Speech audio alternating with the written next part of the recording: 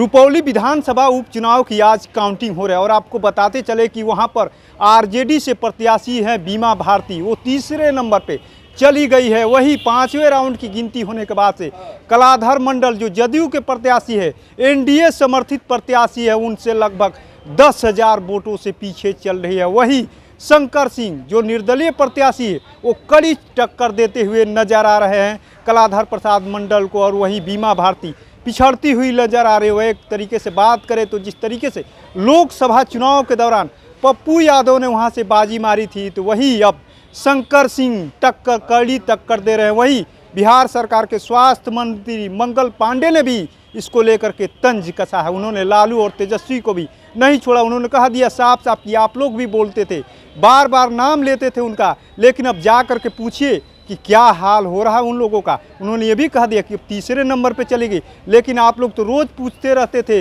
रुपौली विधानसभा को लेकर के, बीमा भारती को लेकर के, लेकिन अब क्या हाल हो रहा है वो भी आप लोग देखिए और सुनवाते हैं आपको मंगल पांडे ने क्या कुछ इसको लेकर के कहा।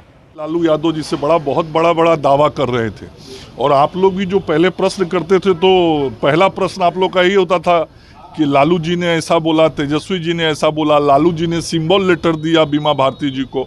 तो हर चीज़ के बारे में बहुत बड़ी बड़ी बातें की जाती थी। तो राजद के लोग जरा बयान दें, और आप पक्का निश्चित रहिए रुपौली में हमारे एनडीए के प्रत्याशी की जीत सुनिश्चित है।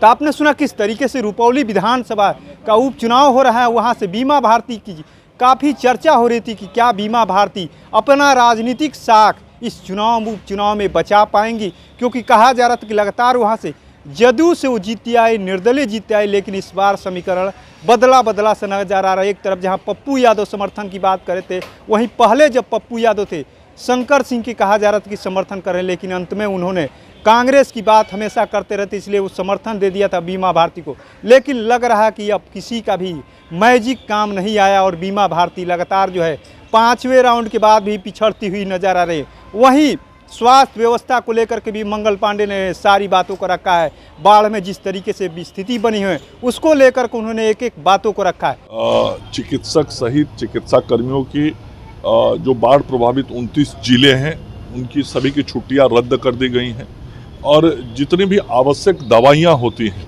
उन दवाइयों को भी अस्पतालों तक पहुंचा दिया गया है। जहां पे बाढ़ ज़्यादा आ जाता है और नाव के माध्यम से चिकित्सा सुविधा देनी पड़ती है, तो नौका एम्बुलेंस की भी तैयारी स्वास्थ्य विभाग ने किया है।